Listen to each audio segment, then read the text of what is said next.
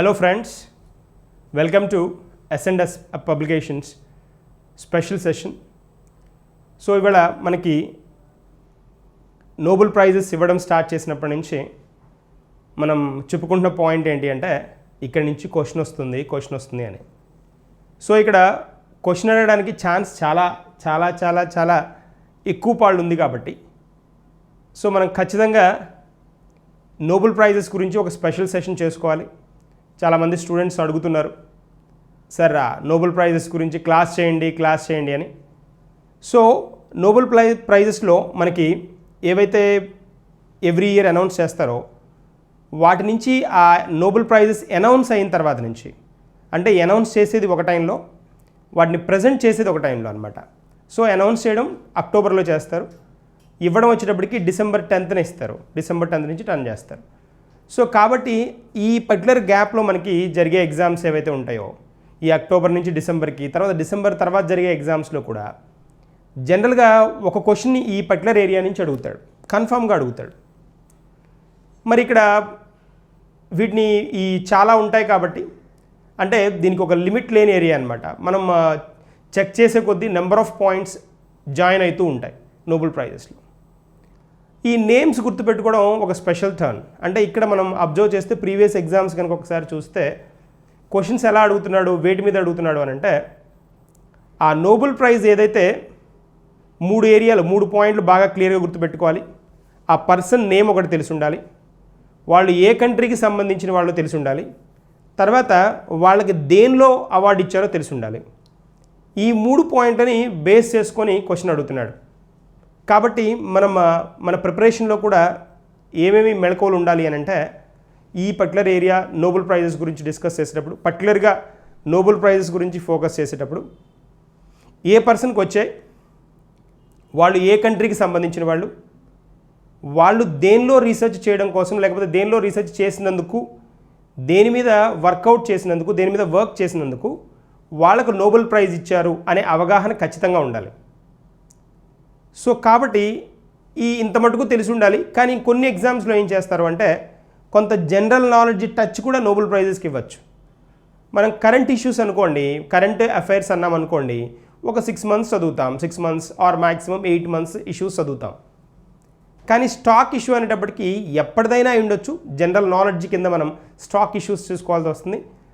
ఆ general నాలెడ్జ్లో Nobel prices గురించి ఎలా అడగచ్చు అని అంటే, సో ఈ పర్టికులర్ పర్సన్కి ఈ క్రింది వాటిలో ఏ భారతీయునికి వైద్య శాస్త్రంలో నోబెల్ ప్రైజ్ వచ్చింది అని అడుగుతాడు.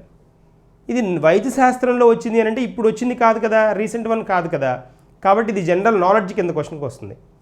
అంటే నోబెల్ ప్రైజెస్లో కరెంట్ ఇష్యూస్ కింద అడగచ్చు, అంటే ఇప్పుడు రీసెంట్గా వచ్చాయి కాబట్టి కరెంట్ ఇష్యూస్ కింద అడగచ్చు, వన్ వే. ఇంకొక వే ఏంటి అని అంటే, జనరల్ నాలెడ్జ్లో వేలో కూడా క్వశ్చన్ పోస్ట్ చేయడానికి ఉంటుంది, అంటే స్టాటిక్గా కూడా క్వశ్చన్ పోస్ట్ చేయడానికి ఉంటుంది. సో ఆ పాయింట్ని ఈజీగా క్యాచ్ చేస్తే సింపుల్గా ఇక్కడ నుంచి క్వశ్చన్ మిస్ అవ్వకుండా ఉంటుంది. ఇప్పుడు మనం జనరలైజ్ చేసుకుందాం. ఆర్ఆర్బీ ఎగ్జామినేషన్ కన్ఫామ్గా క్వశ్చన్ ఇక్కడ నుంచి వస్తుంది, వన్ వే. గ్రూప్స్కి రిలేటెడ్గా మీరు ప్రీవియస్ పేపర్స్ ఒక 5 years చూసారంటే కన్ఫామ్గా నోబెల్ ప్రైజెస్ గురించి ఉన్న క్వశ్చన్ కనిపిస్తుంది. Okay, done. తర్వాత సైనిక్ స్కూల్స్కి ప్రిపేర్ అవుతున్న స్టూడెంట్స్ ఎవరైతే ఉన్నారో వాళ్ళకి కూడా జనరల్ నాలెడ్జ్ టచ్ ఉంది కాబట్టి, జనరల్ నాలెడ్జ్ రిలేటెడ్గా కాన్సెప్ట్స్ ఉన్నాయి కాబట్టి ఇక్కడ నుంచి అడగడానికి కూడా స్కోప్ ఉంటుంది. సో ఇలాగా డౌన్ ద లైన్ మనం బేరీజ్ వేసుకుంటూ ఎగ్జామినేషన్ పాయింట్ ఆఫ్ వ్యూలో ఉండేటట్టుగా మన ప్రిపరేషన్ ఉంటే ఈజీ అవుతుంది దాన్ని చదువుకోవడం. సో జనరల్ నాలెడ్జ్ టచ్ కూడా ఉండడానికి ఇక్కడ నేనేం చేస్తున్నానంటే, మన స్పెషల్ సెషన్ కాబట్టి ఇక్కడ ఈ ఎవరెవరికైతే 2020లో నోబెల్ ప్రైజెస్ వచ్చాయి, ఏ ఫీల్డ్లో వచ్చాయి, వాళ్ళ పేరేంటి, ఏ కంట్రీ, ఇవి డిస్కస్ చేస్తాం. దీంతోపాటు నేను ఎడిషనల్గా ఇంట్రడ్యూస్ చేసింది ఏంటి అని అంటే, ఆ పర్టికులర్ ఫీల్డ్ గురించి డిస్కస్ చేస్తున్నప్పుడు దానికి రిలేటెడ్గా ఇండియన్స్కి ఎవరికి ఆ ఫీల్డ్లో నోబెల్ ప్రైజ్ వచ్చింది ఇప్పటి వరకు అనేది కూడా డిస్కస్ చేస్తాం. దాని ద్వారా ఏమవుతుందంటే, ప్యారలల్గా ప్రజెంట్ నోబెల్ ప్రైజెస్తో పాటు ఇండియన్స్కి వచ్చిన నోబెల్ ప్రైజెస్, తర్వాత వాళ్ళలో కొంతమంది నోబెల్ ప్రైజ్ భారతరత్న, ఈ 2 వచ్చినవి ఉంటాయి. భారతరత్న పౌర పురస్కారాల్లో, భారతదేశంలో ఇచ్చే పౌర పురస్కారాల్లో అత్యుత్తమైంది కాబట్టి నోబెల్ ప్రైజ్ అండ్ భారతరత్న ఈ 2 వచ్చిన వాళ్ళని నేను స్పెషల్గా హైలైట్ చేసే స్కోప్ ఉంటుంది ఇక్కడ. కాబట్టి ఈ విధంగా కనుక ప్రిపేర్ అవుతే ఏమవుతుందంటే ఈ కాన్సెప్ట్స్ ఈజీగా గుర్తుంచుకోవడానికి ఛాన్స్ ఉంటుంది. సో మనం స్టార్ట్ చేద్దాం సెషన్. ఇక్కడ మీరు ద ప్రెజెంటింగ్ పార్ట్లోనే 2020 నోబెల్ లారెట్స్ వీళ్ళు.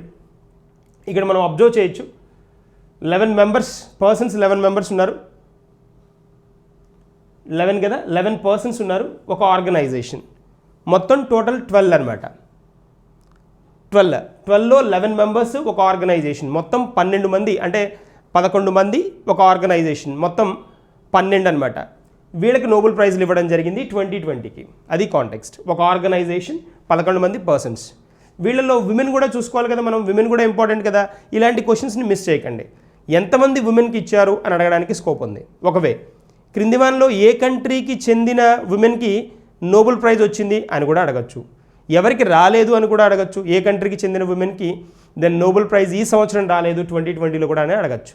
సో ఇక్కడ మీరు అబ్జర్వ్ చేస్తే ఇక్కడ చూడండి విమెన్ ఎంతమంది ఉన్నారో చెక్ చేద్దాం ఒకసారి. విమెన్ చూద్దాం. 1 person, 2, 3 and 4 మెంబర్స్ కదా, 4 మెంబర్స్. ఇంకా నేను మీకు కొన్ని డిఫరెంట్ స్టాటిస్టిక్స్ చెప్తాను. యుఎస్ వాళ్ళు ఎంతమంది, యుఎస్ ఎందుకంటే మెజారిటీ పార్ట్ నోబెల్ ప్రైజెస్లో యుఎస్ ఎక్కువ నడుస్తూ ఉంటుంది.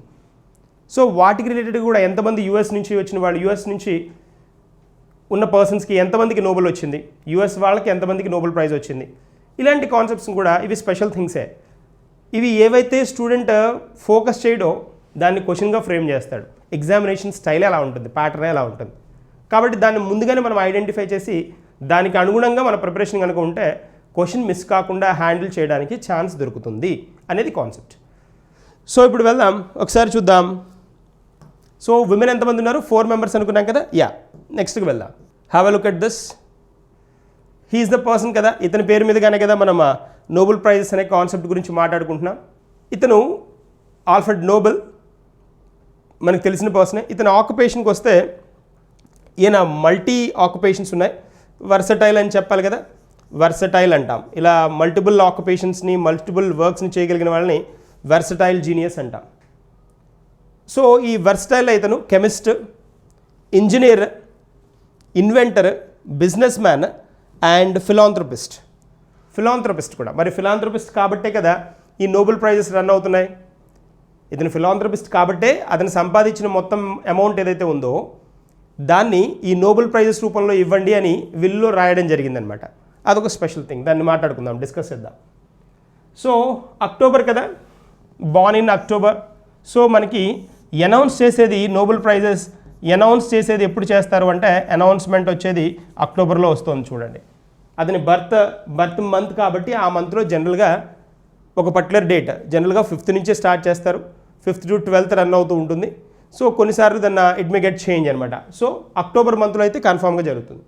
ఏ కంట్రీ, స్టాక్హోమ్, స్వీడన్ అన్నాం. సో స్వీడన్ కంట్రీ కాబట్టి మనకి ఇక్కడ ఎక్కువ సందర్భాల్లో స్వీడన్ కనిపిస్తుంది. ఈ అవార్డును ప్రజెంట్ చేయడంలో కానీ, ఆ పర్టికులర్ అవార్డ్ సెరమనీస్ జరగడంలో కానీ ఇక్కడంతా ఎక్కువ స్వీడన్ కనిపిస్తుంది, దట్ ఈస్ స్టాక్హోమ్ కనిపిస్తుంది. తర్వాత మరణం వచ్చేటప్పటికి 10th డిసెంబర్ కదా. ఈ 10th డిసెంబర్ డేట్నే జనరల్గా వీటిని దే గివ్ అనమాట. ఈ ప్రైజెస్ని then they gives these prizes to the persons who are announced earlier. ముందుగా ఎవరెవరికి ఏ ఫీల్డ్లో నోబెల్ ప్రైజ్లు వచ్చాయో వీళ్ళు అనౌన్స్ చేశారో అక్టోబర్ మంత్లో వాటిని December 10th ప్రజెంట్ చేస్తారనమాట. అంటే ప్రజెంటేషన్ సెరమనీ December 10th ఉంటుంది. ప్రజెంటేషన్ అంటే ఏంటి, ఈ ప్రజెంటేషన్ December 10th ఇవ్వడానికి రీజన్ ఏంటి, on this particular day Alfred Nobel was passed away, చనిపోయారు కాబట్టి ఆ డేట్న అనౌన్స్ చేయడానికి ఛాన్స్ ఉంటుంది, అనౌన్స్ చేస్తారు జనరల్గా అనేది కాన్సెప్ట్. సో ఎప్పుడు 1896లో, బార్న్ ఎప్పుడు 1833 అనమాట. ఎక్కడ then he passed away in Italy అనమాట. సో ఇవి మనకి బేసిక్ థింగ్స్. ఇక్కడి నుంచి క్వశ్చన్ వస్తుందా లేదా తెలియకపోయినా పాయింట్ ఏంటి అంటే అండర్స్టాండింగ్కి ఉపయోగపడే ఏరియా ఇది. మనం చెప్పుకోబోయే పాయింట్స్ చాలా ఎక్కువ హ్యూజ్ ఇన్ఫర్మేషన్ ఉంటుంది కాబట్టి దాన్ని ఈజీగా అర్థం చేసుకోవడానికి ఇలాంటివి కొన్ని తెలుసుకోవాల్సిన అవసరం అయితే ఉంటుంది.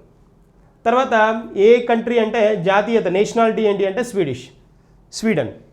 పూర్తి పేరు ఆల్ఫ్రెడ్ బెర్నార్డ్ నోబెల్. సో ఇది మన ఆల్ఫ్రెడ్ నోబెల్ గురించి ఉన్న ఇన్ఫర్మేషన్. సో ఇక్కడ 1896 అనుకున్నాం కదా, 1896 అంటున్నాం. 1896లో హీ పాస్డ్ అవే కదా, హీ బార్న్ ఇన్ 1833 కదా. ఈ గ్యాప్లో అంటే 1895లో ఈయన ఏం చేస్తారు అంటే ఒక విల్ రాస్తారు.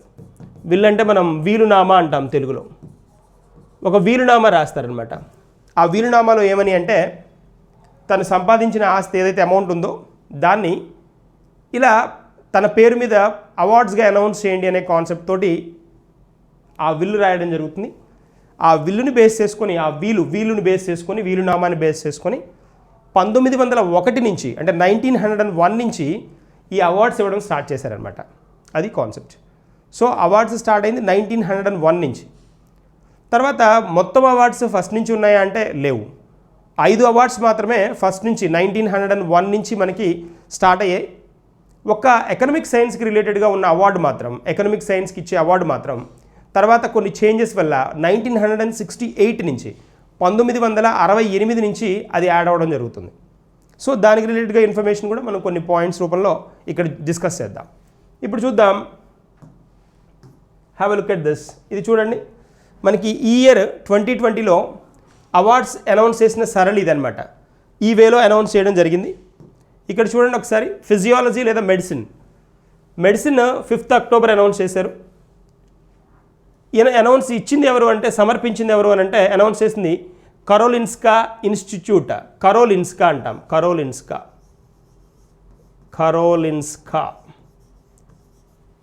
ఏ అవార్డు?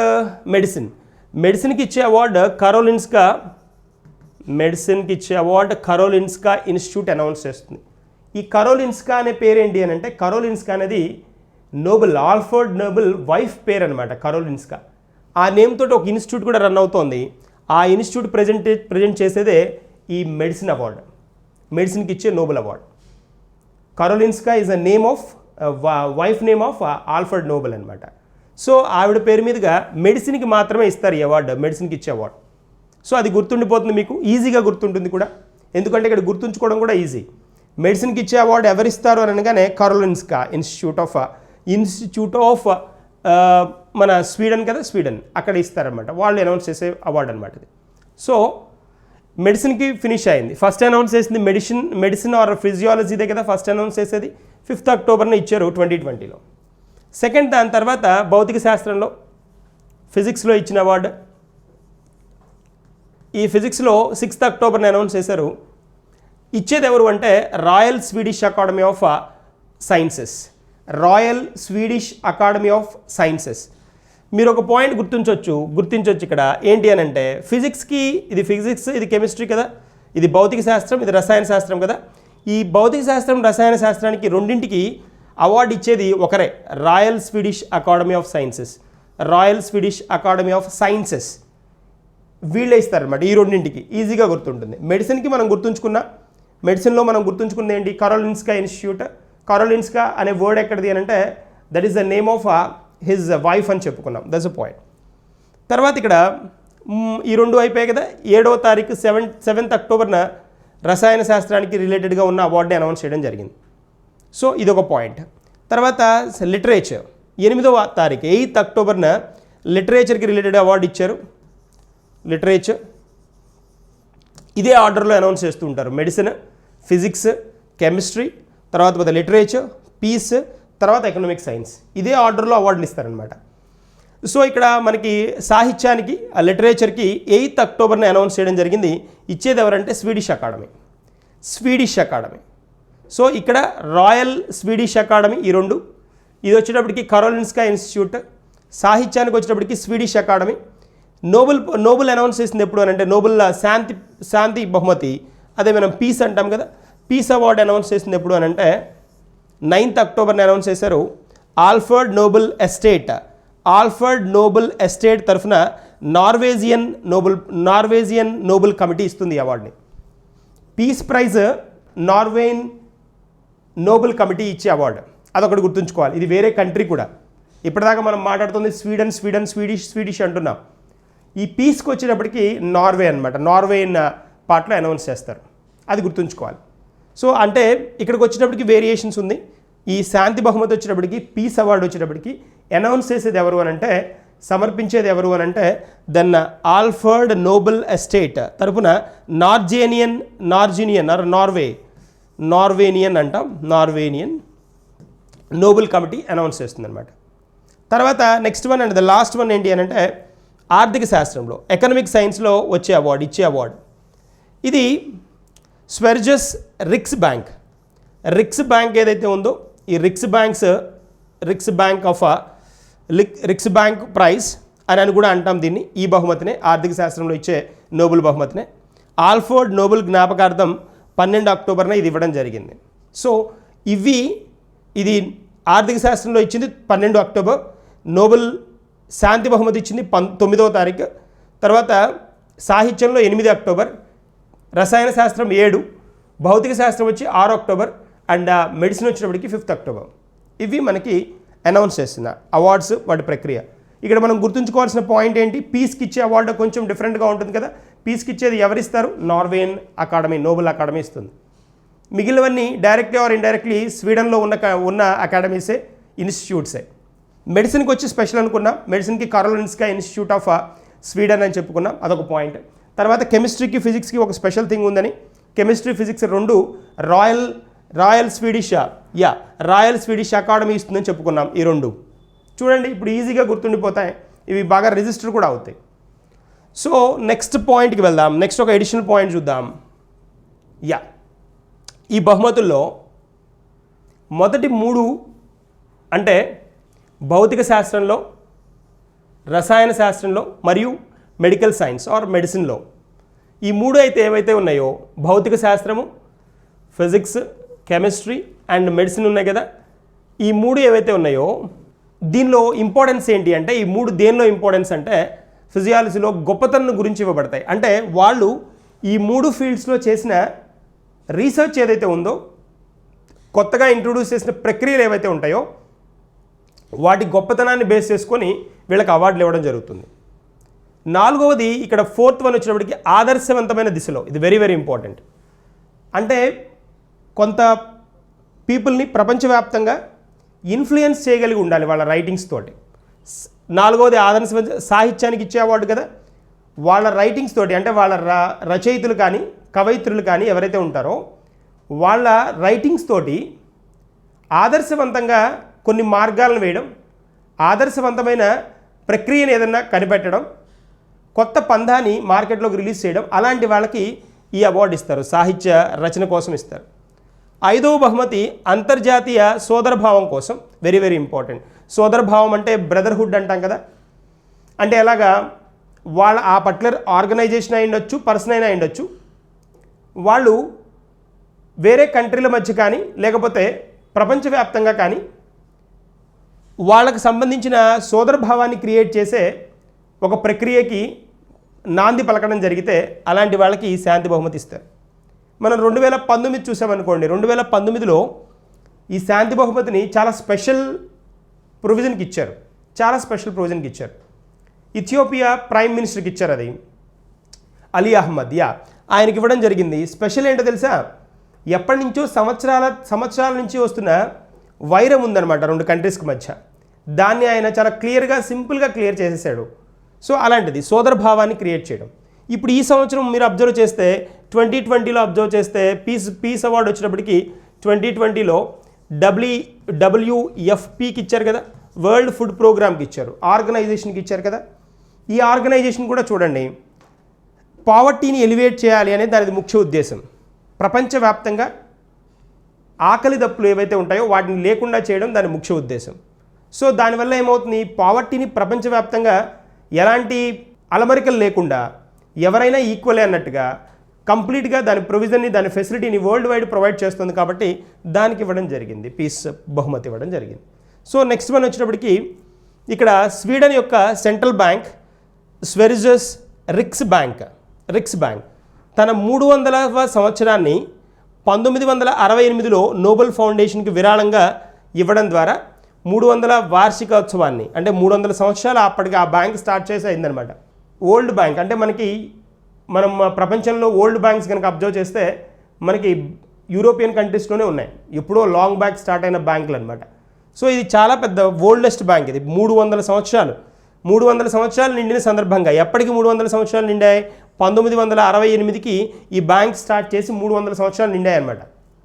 ఆ పర్టికులర్ డేని, ఆ పర్టికులర్ ఇయర్ని సెలబ్రేట్ చేసుకుంటూ ఈ ఫౌండేషన్కి ఏం చేసిందంటే 1968లో నోబెల్ ఫౌండేషన్కి ఈ పర్టికులర్ రిక్స్ బ్యాంక్, స్వెరిజస్ రిక్స్ బ్యాంక్ విరాళంగా కొంత డబ్బునిచ్చిందనమాట. ఆ అమౌంట్ ఏంటి అంటే ఆల్ఫ్రెడ్ నోబెల్ గౌరవార్థం ఆర్థిక రంగంలో 6వ బహుమతిని ఏర్పాటు చేయడానికి ఉపయోగపడింది. అది పాయింట్. అందుకని ఇది డిఫరెంట్ అనమాట. ఈ 5 వచ్చేటప్పటికి, ఈ 5 first, second, third and fourth అంటే భౌతిక శాస్త్రం, రసాయన శాస్త్రం, మెడిసిన్, సాహిత్యం అండ్ శాంతి బహుమతులు. ఈ 5 ఆల్ఫ్రెడ్ నోబెల్ 1895లో తన వీలునామాలో రాసినవే, కానీ ఇది రాయలేదు.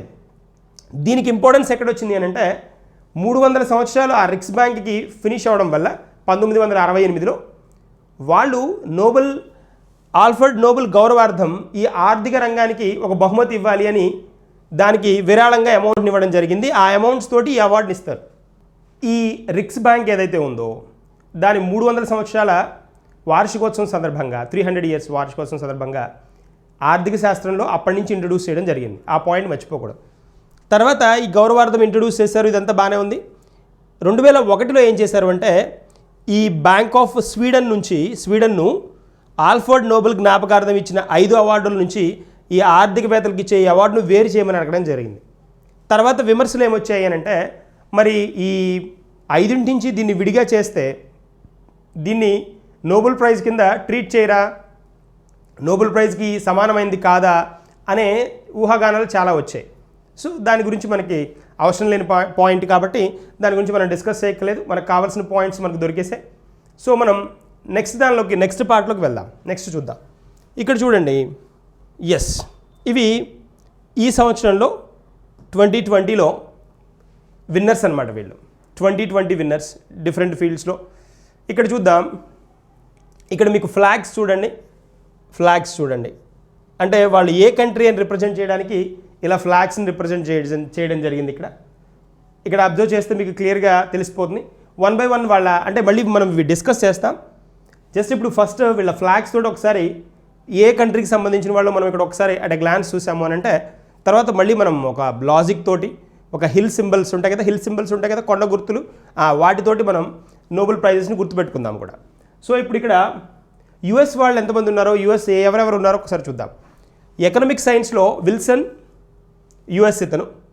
లిటరేచర్ లూయిస్ గ్లక్, ఈవిడ యుఎస్. ఆండ్రియా గేజ్, నేమ్ గుర్తుంచుకోండి, సర్నేమ్స్ మనకి అంత ఫోకస్ అక్కర్లేదు. So Ghez, she's from US. ఇక్కడ మళ్ళీ ఇంకా యుఎస్ వాళ్ళు, ఫస్ట్ మనం యుఎస్ చూస్తున్నాం, యుఎస్ గురించి మాట్లాడుతున్నాం. తర్వాత మైకెల్ హర్స్టన్, కాదు కదా, యుఎస్ కాదు, బ్రిటిష్ కదా. ఎం రైస్, యుఎస్. తర్వాత ఆల్టర్, యుఎస్. తర్వాత మిల్గ్రామ్, యుఎస్. తర్వాత ఇంకా ఎవరు ఉన్నారా యుఎస్ వాళ్ళు, జెనిఫర్ డౌడ్నా, యుఎస్. ఓవరాల్గా చూడండి, ఇక్కడ యుఎస్ నుంచి మనకి ఈసారి యుఎస్కి వచ్చిన అవార్డ్స్ నెంబర్ చూస్తే 1, 2, 3, 4, 5 and 6 and 7. 7 మెంబర్స్కి యుఎస్ వాళ్ళకి నోబెల్ ప్రైజ్ రావడం జరిగింది 2020లో. వీళ్ళలో విమెన్ ఎంతమందో చూద్దాం. Women 1, 2 and 3. వీళ్ళలో మొత్తం టోటల్ 7. దీనిలో 3 విమెన్. అది పాయింట్. ఇలా కనుక టర్న్ చేసుకుంటే క్వశ్చన్ మిస్ అయ్యే స్కోప్ ఎలాంటి పరిస్థితుల్లోనూ ఉండదు. ఇలా కొన్ని సైడ్ ఒక్కొక్కసారి క్రాస్ క్వశ్చన్స్ అడగడానికి కూడా స్కోప్ ఉంటుంది కాబట్టి వాటిని అవాయిడ్ చేయాలి అంటే ఇంత డీప్గా వెళ్ళడం అవసరం. తర్వాత బ్రిటిష్ చూద్దాం. బ్రిటిష్ పార్ట్లో రాగర్ పెన్రోస్, బ్రిటిష్ ఆర్ మన యూకే అందాం, that would be best option. UK అందాం, UK. And then Houghton, Michael Houghton, UK కదా, యూకే. ఇంకెవరైనా ఉన్నారా యూకే వాళ్ళు చూద్దాం. No done. యూకే వాళ్ళు 2 ఉన్నారు. సో 2 members ఫ్రమ్ యూకే, ఇదొకటి ఫిక్స్. ఇంకా మిగిలినవన్నీ సింగిల్ కంట్రీసే చూడండి, ఇంకా మిగిలినవన్నీ సింగిలే. ఈ పార్ట్ అంతా ఫినిష్ అయింది కదా, ఈ పార్ట్ ఫినిష్ అయిపోయింది. సో ఇక్కడికి వద్దాం. వరల్డ్ ఫుడ్ ప్రోగ్రామ్ అనేది ఇది ఆర్గనైజేషన్ కదా, ఒక ఆర్గనైజేషన్కి వచ్చింది అవార్డు అని చెప్పుకున్నాం కాబట్టి ఆర్గనైజేషన్ ఇది ఇటలీ అన్నమాట. అందుకనే మనకి ఇటలీ ఫ్లాగ్ ఉంది చూడండి ఇక్కడ, ఇటలీ ఫ్లాగ్. ఇండియన్ ఫ్లాగ్ దాన్ని మనకి హారిజాంటల్గా ఉంటే వీళ్ళది వెర్టికల్గా ఉంటుంది. మనకి సాఫ్రాన్ ఉంటుంది, వీళ్ళకి మెరూన్ ఉంటుంది. ఇది వర్టికల్గా ఉంటుంది చూడండి, మనది హారిజాంటల్గా ఉంటుంది, ఆల్మోస్ట్ దగ్గర ఫ్లాగ్ లాగా ఉంటుంది ఇండియన్ ఫ్లాగ్కి. తర్వాత నెక్స్ట్ వన్ వచ్చేటప్పటికి రెన్హార్డ్ జెన్జెల్. ఇతను ఈ పర్టికులర్ పర్సన్ ఇక్కడ ఫ్లాగ్ మనకి జర్మన్ ఫ్లాగ్ కదా, హీఈస్ ఫ్రమ్ జర్మనీ అనమాట. ఇతను ఒక కంట్రీ. తర్వాత next one Emmanuelle Charpentier France అనమాట. ఫ్రాన్స్ ఫ్లాగ్ అది మీకు దగ్గరగా ఉంటాయి చూడండి. ఈ flag Italy flag, France flag. ఇక్కడ బ్లూ, ఇక్కడ గ్రీన్, డిఫరెన్స్ అది. చలో, సో ఇప్పుడు మీకు ఓవరాల్గా వీళ్ళ కంట్రీస్ అర్థమయ్యాయి. దీనిలో ఒక జర్మన్ ఉన్నారు, ఒకరు, ఫ్రాన్స్ నుంచి ఒకరు, తర్వాత ఇటలీ నుంచి పర్సన్ కాదు, ఇటలీ ఆర్గనైజేషన్. ఇవి గుర్తుంటే చాలు. యుఎస్ 7 టోటల్ హైయెస్ట్ ఇది. దీనిలో విమెన్ ఎంతమంది? 3. ఓకేనా, 3 కదా. ఓవరాల్గా మొత్తం 2020లో ఇచ్చిన అవార్డ్స్లో ఇక్కడ మొత్తంలో టోటల్ విమెన్ ఎంతమంది అనేది కూడా ఇంపార్టెంటే. టోటల్ విమెన్ కూడా ఇంపార్టెంటే కదా. మొత్తం విమెన్ ఎంతమందికి అవార్డ్స్ వచ్చాయి, ఈ అవార్డు వచ్చింది అని అంటే 2020లో టోటల్ విమెన్ 4. విమెన్కి రిలేటెడ్గా క్వశ్చన్ అడగడానికి స్కోప్ ఉంటుంది. ఈ 4లో ఏ ఫీల్డ్లో వచ్చాయో చూద్దాం. లిటరేచర్లో లూయిస్ గ్లక్ కదా, లిటరేచర్కి 1. తర్వాత ఫిజిక్స్ ఒకటి. తర్వాత నెక్స్ట్ కెమిస్ట్రీలో 2. కెమిస్ట్రీలో ఇద్దరికి కదా వచ్చింది, ఇదిగోండి. కెమిస్ట్రీలో వీళ్ళిద్దరు కదా, జెనిఫర్ డౌడ్నా అండ్ ఎమాన్యుయల్ కార్పెంటర్, వీళ్ళిద్దరికీ వచ్చింది. ఓకేనా. మొత్తం ఓవరాల్గా విమెన్ ఎంతమందికి అని అంటే 4. యుఎస్ నుంచి ఎన్ని అని అంటే టోటల్ 7లో విమెన్ ఎంతమంది అని అంటే 3. That's a point. సో ఇక్కడ కెమిస్ట్రీకి ఇద్దరు విమెన్కి, ఫిజిక్స్కి 1, లిటరేచర్కి 1. క్రింది వారిలో ఏ ఫీల్డ్లో విమెన్కి నోబెల్ ప్రైజ్ 2020లో ఇవ్వలేదు అని అడుగుతాడు. అలాంటి క్వశ్చన్స్ మరి ఫోర్స్ చేసేటప్పుడు అలా డిఫరెంట్గా అడగడానికి కూడా స్కోప్ ఉంది కదా. ఎందుకు అని అంటే అందరూ పేర్లు చదివేస్తారు, వాళ్ళ కంట్రీలు చదువుకొని వెళ్ళగానే ఆల్ ఆఫ్ ఎ సడన్ ఎలా ఇచ్చాడు అంటే క్వశ్చన్ ఇస్తాడు అని అంటే మార్చేస్తాడు, కంప్లీట్గా క్వశ్చన్ స్టాండర్డ్ మార్చేస్తాడు. మొత్తంలో క్రింది వానిలో ఏ ఫీల్డ్లో మహిళకు 2020లో నోబెల్ బహుమతి ఇవ్వలేదు అంటాడు. అప్పుడు క్వశ్చన్ కాంప్లికేట్ అవుతుంది. ఇవన్నీ గుర్తుంటేనే అవుతుంది. కాబట్టి this is the simple way. మనం అందుకనే ఓవరాల్గా ఎంతమందికి వచ్చాయనేది ముందే చెప్పేసుకుంటున్నాం. This a point. సో మొత్తం ఇచ్చిన అవార్డులు ఎన్ని అంటే 12. ఒక ఆర్గనైజేషన్ 11 మంది పర్సన్స్. ఆ 11లో విమెన్ ఎంతమంది అని అంటే 4 మెంబర్స్ విమెన్. దానిలో యుఎస్ వాళ్ళు ఎంతమంది అని అంటే 11లో యుఎస్ వాళ్ళు 7, అంతే కదా, 7 మెంబర్స్, టోటల్ 7లో విమెన్ ఎంతమంది అని అంటే 7లో women 3, 3. So that's a context, అది పాయింట్. నెక్స్ట్ వన్కి వెళ్దాం. నెక్స్ట్ చూద్దాం. ఫస్ట్ నోబెల్ ప్రైజ్కి వచ్చాం. Nobel prize in medicine.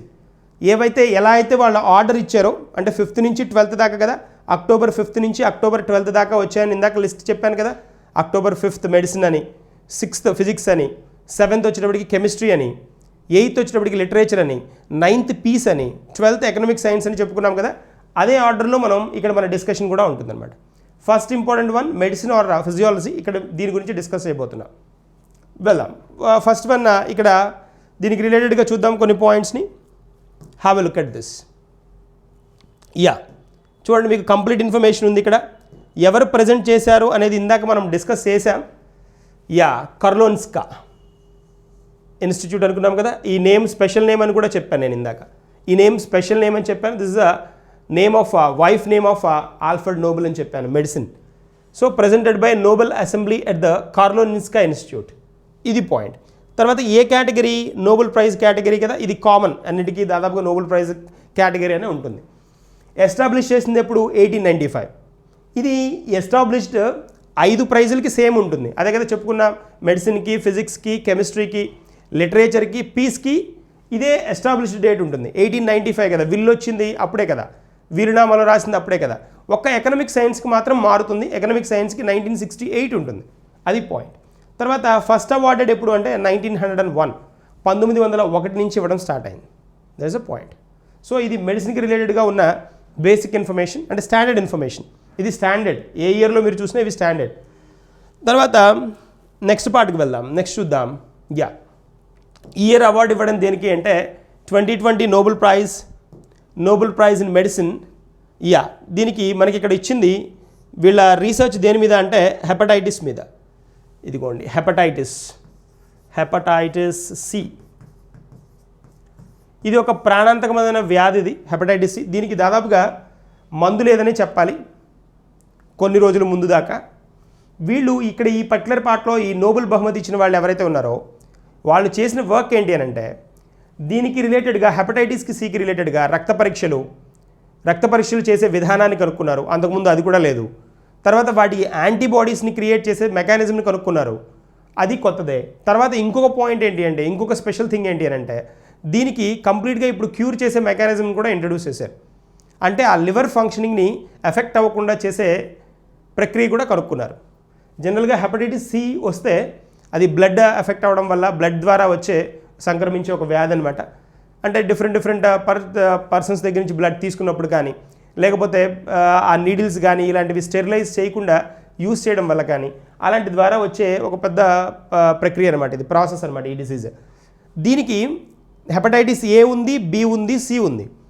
Hepatitis A అనేది జనరల్గా హెపటైటిస్ ఏ అన్నామనుకోండి అది జనరల్గా వాటర్ ప్రాబ్లం వల్ల వాటర్ కంటామినేట్ అయిన వాటర్ తీసుకోవడం వల్ల జనరల్గా వచ్చేది hepatitis A. Hepatitis B and hepatitis C ఈ రెండు జనరల్గా బ్లడ్ ద్వారా సంక్రమిస్తాయి, రక్తం ద్వారా వచ్చే డిసీజులు అనమాట, ఇవి వ్యాధులు అనమాట. సో ఈ హెపటైటిస్ సికి వీళ్ళు ఏం చేశారు అని అంటే రక్త పరీక్షలు, యాంటీబాడీస్, తర్వాత కంప్లీట్గా క్యూర్ అవ్వడానికి మెడిసిన్ కూడా ఫైండ్ అవుట్ చేశారు. అందుకని వీళ్ళకి దీనిలో నోబెల్ ప్రైజ్ మెడిసిన్లో హెపటైటిస్ సి వ్యాధి నివారణకి వీళ్ళు చేసిన రీసెర్చ్కి ఇవ్వడం జరిగిందనమాట. అది పాయింట్. సో ఇప్పుడు మనం చూద్దాం. ఇక్కడ లివర్ గురించి చూపిస్తున్నారు చూడండి. మీ ఎఫెక్ట్ అయ్యేది ఎక్కడ అంటే లివర్లో హెపటైటిస్ సి. సో దానికి రిలేటెడ్గా ఇంకో పాయింట్ చూద్దాం. పర్సన్స్ వీళ్ళే కదా, దీస్ ఆర్ ద పర్సన్స్ కదా who has got a Nobel prize 2020 Nobel medicine laureates వీళ్ళే కదా.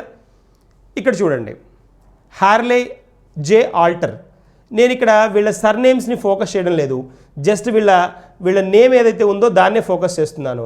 ఆల్టర్ ఇతని పేరు హౌటన్ అనండి, Houghton is the right way of pronunciation. తర్వాత రైస్. చాలా సింపుల్గా గుర్తుంచుకోవడానికి మనం ఏం చేస్తున్నామంటే షార్ట్ నేమ్స్ యూస్ చేసుకుంటున్నాం. వాళ్ళ పేర్లే ఇవి, జస్ట్ సర్నేమ్ తీస్తున్నాం. మీ పేరేంటి అని అన్నాం అనుకోండి మనం సర్నేమ్తో పాటు చెప్పాం కదా జనరల్గా, ఫార్మల్గా అయితే మొత్తం నేమ్ చెప్తాం, సర్నేమ్ అడుగుతాం కదా. బట్ ఇక్కడ మనకి సర్నేమ్స్ అవసరం లేదు. సో మనం ఫోకస్ చేయాల్సింది ఏంటి అని అంటే ఈ నేమ్స్ మీద ఫోకస్ చేద్దాం. For the discovery of the hepatitis C అనుకున్నాం కదా. హెపటైటిస్ సి వ్యాధిని గుర్తించడం ఒకటి, దాని నివారణ చర్యలను కూడా వీళ్ళు మార్కెట్లోకి ఇంట్రడ్యూస్ చేయడం జరిగింది. ఇది పాయింట్. సో ఇప్పుడు మనం కాన్సెప్ట్లోకి వచ్చేద్దాం. కరోలిన్స్కా ఇన్స్టిట్యూట్ ఇచ్చిందని చెప్పుకున్నాం కదా. ఓకే. సో ఇక్కడ ఈ అవార్డు ఏదైతే ఉందో మరి ఇప్పుడు ఇలాంటి సమయాల్లో ముగ్గురికి ఇచ్చినప్పుడు ఏం చేస్తారు అవార్డుని అని అంటే ఈ పర్టికులర్ అవార్డుని 1/3 ఈచ్ చొప్పున డివైడ్ చేయడం జరిగిందనమాట. 1/3 ఒక్కొక్కరికి చొప్పున డివైడ్ చేయడం జరిగింది ఈ అవార్డుని. సో మరీ డీప్గా వెళ్ళాడు అని అంటే క్వశ్చన్స్లో ఇలాంటివి అడగడానికి స్కోప్ ఉంటుంది కాబట్టి ఆ ఛాన్స్ కూడా ఇవ్వకుండా మనం వాటిని కూడా డిస్కస్ చేసేస్తున్నాం. That is a point. 1/3ని టర్న్ చేయడం జరిగింది. ఆ పాయింట్ గుర్తుంచుకోవాలి. ఎవరెవరికి ఇచ్చారు? ఆల్టర్, తర్వాత next person Houghton and then third person is Rice. వీళ్ళ ముగ్గురికి ఇవ్వడం జరిగిందనమాట. ఇక్కడ మనం అబ్జర్వ్ చేస్తే హీ బిలాంగ్స్ టు యుఎస్. ఇతను యుఎస్కి సంబంధించిన వ్యక్తి. రైస్ కూడా. బట్ ఇతను ఒక్కడే యూకే, అఫీషియల్లీ బ్రిటన్ వాడు అనమాట. ఇతను ఒక్కడే వేరే కంట్రీ వాడు. ఓకేనా. ఇందాక చెప్పుకున్నాం మనం ఫస్ట్ లిస్ట్ చూసినప్పుడు ఎవరు యూఎస్ ఉన్నారని చెప్పుకున్నాము. యూఎస్ మెజారిటీ ఉన్నారు కదా. ఇక్కడ మనకి మెడిసిన్లో 2 యూఎస్ వాళ్ళు ఉన్నారు, ఒక బ్రిటన్ వాడు ఉన్నాడు, ఒక బ్రిటన్ పర్సన్ ఉన్నాడు అనమాట. సో యూకే అంటున్నాను నేను. యూకే వేరు, బ్రిటన్ వేరు. జనరల్గా యూకేలో పార్ట్ బ్రిటన్. ఓకేనా. Northern Ireland, England, Scotland, Wales ఈ 4టిని కలిపి ఏమంటారంటే యునైటెడ్ కింగ్డమ్ అంటారు, యూకే అంటారు. ఇప్పుడు మనం బ్రిటన్ అన్నాం అనుకోండి, బ్రిటన్ అంటే నార్దర్న్ ఐర్లాండ్ ఉండదు, ఓన్లీ వేల్స్, ఇంగ్లాండ్, స్కాట్లాండే ఉంటాయి. సో అలాంటి పార్ట్ అనమాట. గ్రేట్ బ్రిటన్ ఆర్ బ్రిటన్ అంటాం కదా, అది కాంటెక్స్ట్. నేను ఇక్కడ యూకే అంటున్నాను, యునైటెడ్ కింగ్డమ్ అనమాట. సో ఇది మనకి వీళ్ళు ముగ్గురు మనకి మెడిసిన్లో award winners, Nobel prize winners. ఇంకొంచెం ఆ హెపటైటిస్ బి గురించి కొన్ని పాయింట్స్ చూద్దాం, అడిషనల్ పాయింట్స్ని ఒక్కసారి చూద్దాం. ఇక్కడ చూడండి, ఇది పాట. 3 డిఫరెంట్ వైరసెస్ ఉన్నాయని చెప్పుకున్నాం కదా ఇందాక. 3 different viruses, hepatitis A, hepatitis A, B and C కదా. నో వ్యాక్సిన్ లేదు. సో దేని వేటికి వ్యాక్సిన్ ఉంది అని అంటే ఏకి బికి వ్యాక్సిన్ ఉంది, బట్ సికి లేదు. ఇది ఈ రెండు ఇందాక చెప్పాను కదా, బ్లడ్ ద్వారా సంక్రమిస్తాయని చెప్పుకున్నాం కదా ఇందాక. బ్లడ్ ద్వారా సంక్రమించేవే అనమాట ఈ రెండు. ఇది వచ్చేటప్పటికి ఇందాక చెప్పుకున్నాం, జనరల్గా వాటర్ లేకపోతే ఓరల్గా వచ్చేది అనమాట. వాటర్ ద్వారా కానీ ఓరల్గా కానీ వచ్చే పార్ట్ ఇది. దీనికి మెడిసిన్ ఉంది, వ్యాక్సిన్ ఉంది. బికి కూడా వ్యాక్సిన్ ఉంది, కానీ సికి ఈవెన్ టెస్ట్ చేసే ప్రక్రియలు కూడా సరిగ్గా లేవన్నమాట. వాటి గురించి ఇది ఇంట్రడ్యూస్ చేయడం జరిగిందనమాట. వీళ్ళు దాని మీద రీసెర్చ్ చేయడం వల్ల వీళ్ళకి నోబెల్ ప్రైజ్ ఇవ్వడం జరిగిందనమాట. That is a point. So ఇక్కడ మనం నెక్స్ట్ పాయింట్కి వెళ్దాం. ఇక్కడ చూడండి ఒకసారి, దిస్ ఈస్ ద వే. ఇక్కడ మీరు క్లియర్గా చూస్తే ఇందాక చెప్పాను నేను, యాంటీవైరల్ డ్రగ్స్ని, sensitive hepatitis C virus test తర్వాత ఎఫెక్టివ్ యాంటీవైరల్ డ్రగ్స్, ఈ రెండింటి మీద ఎక్కువ ఫోకస్ చేయడం జరిగిందనమాట.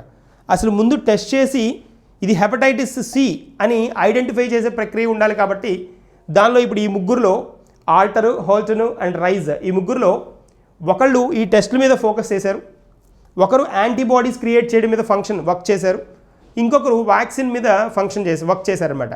సో అలా ముగ్గురు ఈ పర్టికులర్ వన్కి రిలేటెడ్గా వర్క్ చేశారు కాబట్టి వాళ్ళకి ఈ పర్టికులర్ అవార్డ్ని ఇవ్వడం జరిగింది అనేది కాన్సెప్ట్ మంది. సో ఆ పాయింట్ మనం ఈజీగా క్యాచ్ చేయాల్సినవన్నది. సో ప్రపంచవ్యాప్తంగా ఈ హెపటైటిస్ సి ద్వారా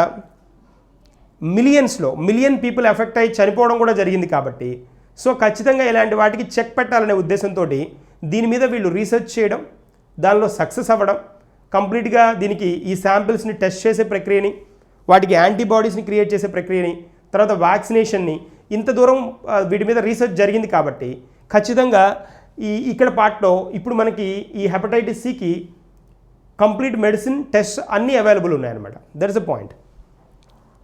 తర్వాత ఇంకొక పాయింట్ చూద్దాం ఇక్కడ. What you need to know about hepatitis C. Hepatitis C గురించి ఇంకేమైనా ఎక్కువ తెలియాలంటే కొన్ని తెలియాల్సిన పాయింట్స్ కూడా ఉన్నాయని చెప్పుకోవాలి. హెపటైటిస్ సి జనరల్గా మీరు ఇక్కడ అబ్జర్వ్ చేస్తే చూడండి, వైరల్ హెపటైటిస్ సి చూస్తే మనం మరీ డీప్గా వెళ్ళాల్సిన నెస్టీ లేదు. ఏదో మెడిసిన్ చేస్తున్న స్కాలర్స్ లాగా, ఎంబీబీఎస్ స్టూడెంట్స్ లాగా చదవాల్సిన అవసరం లేదు. కానీ క్వశ్చన్ మిస్ అవ్వకూడదనే ఉద్దేశం ఒకటైతే, ఇంకోటి ఏంటి అంటే అవేర్నెస్ కూడా ఇంపార్టెంట్. మన సబ్జెక్ట్ అవేర్నెస్ సబ్జెక్ట్ కాబట్టి కరెంట్ అఫైర్స్ అయినా తర్వాత పోతే ఇలాంటి వాటి గురించి డిస్కస్ చేసేటప్పుడు అవేర్నెస్ ప్రాపర్గా ఉండాలి. అంటే ఏంటి, మనం దాని గురించి ఇన్ఫర్మేషన్ కరెక్ట్గా తెలిసినప్పుడు ఇంకొకరికి దాని గురించి మనం చెప్పడానికి ఛాన్స్ దొరుకుతుంది. అవేర్నెస్ అంటే అదే కదా. మీకే హెపటైటిస్ సి గురించి తెలియలేదు అనుకోండి, కావాల్సిన ఇన్ఫర్మేషన్ దొరకలేదు అనుకోండి, మీకు హెపటైటిస్ సి అంటే ఒక వ్యాధిని మాత్రమే తెలుసు అనుకోండి, దాన్ని మీరు వేరే వాళ్ళకి చెప్పేటప్పుడు ఛాన్స్ తక్కువ ఉంటుంది. ఇప్పుడు మీరు ఫర్దర్గా ఫ్యూచర్లో ఆఫీసర్స్ అవుతారు, లేకపోతే ఒక మంచి పొజిషన్లో ఉన్నారు అనుకోండి, అప్పుడు ఇలాంటి వాటిని వేరే వాళ్ళకి గైడ్ చేయగలగాలి, లేకపోతే అవేర్నెస్ లేని వాళ్ళకి అవేర్నెస్ క్రియేట్ చేయగలగాలి. అంతే కదా, అదే కదా సర్వీస్ అంటే, పబ్లిక్ సర్వీస్ అంటే అదే కదా. సో నాలెడ్జ్ షేరింగ్ ఉండాలి, తర్వాత ఇలాంటి వాటి గురించి ప్రాపర్ అవేర్నెస్ కూడా ఉండాలి. That's very important. సో దీన్ని సబ్జెక్ట్ వైజ్ పరంగా ఒక వేలో, అవేర్నెస్ పరంగా ఇంకొక వేలో కూడా ఫోకస్ చేయాల్సిన అవసరం ఉంది. తర్వాత ఇక్కడ వైరల్ హెపటైటిస్ చూస్తే hepatitis A virus, B virus and C అనుకున్నాం కదా. ఇవి బ్లడ్ ద్వారా ట్రాన్స్మిట్ అవుతుంది, బి అండ్ సి అని చెప్పుకున్నాం. బ్లడ్ ట్రాన్స్మిటెడ్ అని చెప్పుకున్నాం, బి అండ్ సి. తర్వాత ఇక్కడ చూడండి, ఈ క్రానిక్ హెపటైటిస్ ప్రోగ్రెషన్ చూడండి, అంటే లివర్లో వచ్చే వేరియేషన్ చూడండి. హెపటైటిస్ సి ఎఫెక్ట్ అయితే ఇది హెల్దీ లివర్ అనమాట. ఫస్ట్ ఇనిషియల్ స్టేజ్లో మన లివర్ ఇలా ఉంటుంది, జనరల్గా ఇలా ఉంటుంది. ఇదే మనకి ఇక్కడ ఈ కలర్లో ఇలా ఉంటుంది ప్రెసెంట్ కలర్. ఇది ఇనిషియల్గా హెల్దీగా ఉన్నప్పుడు. తర్వాత క్రానిక్ హెపటైటిస్ వచ్చిన తర్వాత కొంచెం షేప్లో వేరియేషన్ వస్తుంది. తర్వాత ఈ సిరోసిస్ వచ్చిన తర్వాత కలర్ చేంజ్ అయిపోతుంది. ఇది జనరల్గా మనకి ఒక 5 years లోపు వచ్చే కండిషన్ అనమాట, ఇక్కడి నుంచి ఇక్కడికి. తర్వాత 10 to 30 years వచ్చేటప్పటికి హెప్టోసెల్యులర్ క్యార్సినోమా వచ్చినప్పుడు ఇలాగ చూడండి, ఇక్కడ లేయర్లుగా ఇలా షేడ్ అయిపోయి కలర్ మారిపోయే స్కోప్ వస్తుంది. ఇది కాంటెక్స్ట్, ఇది ప్రాబ్లం అనమాట. తర్వాత ఏమవుతుంది, ఇది ఇంకొక పాయింట్ ఏంటి అంటే ఇది చాలా డేంజరస్ వన్ కూడా. ఎందుకు అంటామంటే ఇమ్మీడియట్గా ఎఫెక్ట్ చేయదు పర్సన్ని, స్లోగా వాళ్ళని కిల్ చేస్తూ వస్తుంది అనమాట, స్లోగా వాళ్ళని ఇబ్బంది పెడుతూ వచ్చేసే డిసీజ్ అనమాట అది. సో దీన్ని ఐడెంటిఫై చేయడం కష్టం ఒకటి. ఇంకోటి ఏంటి అని అంటే తర్వాత లాంగ్ రన్లో ఎఫెక్ట్ చేస్తుంది కాబట్టి దీన్ని తొందరగా దీని మీద అవగాహన వచ్చే స్కోప్ కూడా తక్కువ ఉంటుంది. That's a point. సో ఇప్పుడు నెక్స్ట్ ఇంకొక పాయింట్ చూద్దాం. ఇక్కడ చూడండి, ఇప్పుడు మన రీసెర్చర్స్ ఉన్నారు కదా, వీళ్ళు చేసిన వర్క్ ఏంటో చూద్దాం. ఇదిగోండి ఇక్కడ blood samples, first one simple one, ఇక్కడ మనం ఎక్కువ డిస్కస్ చేయాల్సిన నెక్స్ట్ కూడా లేదు. చూడండి ఇక్కడ టెస్టింగ్ మెథడ్, తర్వాత యాంటీబాడీస్ క్రియేట్ చేయడం. యాంటీబాడీస్ దానికి రిలేటెడ్గా అంటే ఆ పర్టికులర్ వైరస్ ఎఫెక్ట్ అయినప్పుడు వాటిని నిర్వహించేటట్టుగా కంప్లీట్గా క్లోజ్ చేసేటట్టుగా వాటిని యాంటీబాడీస్ ఏం చేస్తాయంటే వాటిని కంప్లీట్గా కంట్రోల్ చేసే మెకానిజంని బిల్డ్ అయి ఉంటాయి. తర్వాత థర్డ్ వన్ వచ్చేటప్పటికి దాన్ని ఈ పర్టికులర్ వ్యాక్సిన్ ప్రొవిజన్ ఇవ్వడం అనమాట. ఈ మూడు చూడండి. ఇప్పుడు ఇవి మనకున్న ఎకనమిస్ట్ మనకున్న మెడిసిన్ ఈ బయాలజీ పరంగా ఈ బయోకెమిస్ట్ ఎవరైతే ఉన్నారో వీళ్ళు చేసిన వర్క్ ఏంటి అంటే హార్నే ఆల్టర్ వచ్చేటప్పటికి దీని మీద ఫోకస్ చేయడం జరిగింది. దీని మీద బ్లడ్ టెస్ట్ అండ్ డోస్ అనమాట. ఈ యాంటీబాడీస్కి రిలేటెడ్గా హెపటైటిస్కి రిలేటెడ్గా యాంటీబాడీస్ మీద వర్క్ చేసింది ఎవరంటే హాల్టన్ వర్క్ చేయడం జరిగింది. తర్వాత రైస్ వచ్చేటప్పటికి ఈయన కంప్లీట్గా హెపటైటిస్ సి వైరస్ గురించి ఉన్న కంప్లీట్ ఇన్ఫర్మేషన్ గురించి ఫోకస్ చేయడం జరిగింది. అలా వీళ్ళు ముగ్గురు అనమాట. సో ఓవరాల్గా హెపటైటిస్ సి గురించి ఉన్న కంప్లీట్ ఆ జర్నీ అంతా ఏదైతే ఉందో దాన్ని వీళ్ళు ముగ్గురు ఫోకస్ చేయడం వల్ల వీళ్ళ ముగ్గురికి ఈ అవార్డు ఇవ్వడం జరిగింది అనేది పాయింట్. తర్వాత వద్దాం, నెక్స్ట్ వన్ చూద్దాం. ఇక్కడ చూడండి, నెక్స్ట్ వన్ అబ్జర్వ్ చేస్తే ఒకసారి ఇది అబ్జర్వ్ చేస్తే top 10 countries with Nobel prize laureates in medicine 1901 to 2020. ఇప్పటి వరకు మెడిసిన్లో నోబెల్ ప్రైజెస్ ఎక్కువ వచ్చిన కంట్రీ ఏదో చెప్పుకుంటున్నాం ఇక్కడ. అంటే ఎక్కువ నోబెల్ ప్రైజెస్ వచ్చిన కంట్రీ దేనిలో అంటే మెడిసిన్లో ఇక్కడ చూస్తే టాప్ 1 యుఎస్. ఇక్కడ ఇలా అడిగినా కూడా క్వశ్చన్ మిస్ అవ్వకూడదు. మెడిసిన్లో ఎక్కువ నెంబర్ ఆఫ్ అవార్డ్స్ 1901 నుంచి 20 లోపు వచ్చిన country US, second one UK and third one Germany. US, UK and Germany ఈ మూడు టాప్ 3 సీట్స్ అనమాట. ఏది మెడిసిన్లోనే మనం మాట్లాడుకుంటుంది, మెడిసిన్కి సంబంధించి మాత్రమే. ఓకేనా. సో తర్వాత మనం జనరల్గా ఇది చూడండి, గుర్తుంచుకోవడానికి ఒక చిన్న హిల్ సింబల్ లాగా. ఎందుకు అని అంటే ఇంతమంది ఆరు రిలేటెడ్గా 6 కాన్సెప్ట్స్కి రిలేటెడ్గా 6 ఫీల్డ్స్కి రిలేటెడ్గా కాన్సెప్ట్స్ ఉంటాయి కాబట్టి వీటిని కొంచెం మెమరైజ్ చేసుకోవడం కష్టమే. అందుకని ఏంటి అంటే మెమరైజ్ చేసుకోవడం కోసం, గుర్తుంచుకోవడం కోసం ఒక చిన్న స్టోరీ క్రియేట్ చేయడం జరిగింది. ఇదేంటి అంటే కంప్లీట్గా దీనికి ఒక పర్టికులర్ సీరియల్ స్టార్ట్ అవ్వబోయేటప్పుడు ముందు చెప్తుంటారు చూడండి, డిస్క్లైమర్ అని ఉంటుంది. అలాగే ఇలాంటి వాటికి ఒక డిస్క్లైమర్ కూడా ఉంది.